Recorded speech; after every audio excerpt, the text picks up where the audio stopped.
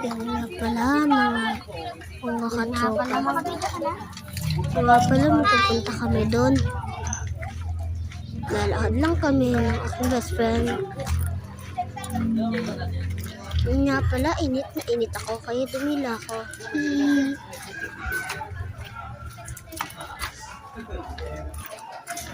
Yung pala po.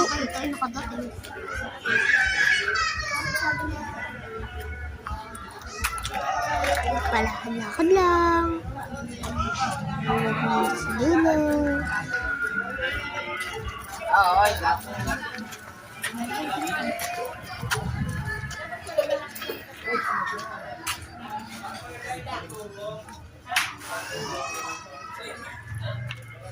Nga pala, padating.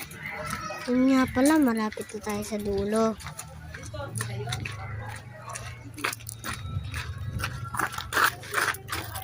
Napakatiyo sa ulo.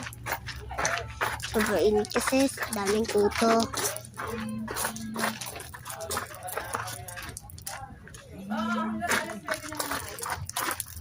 Balik na kami sa bahay namin.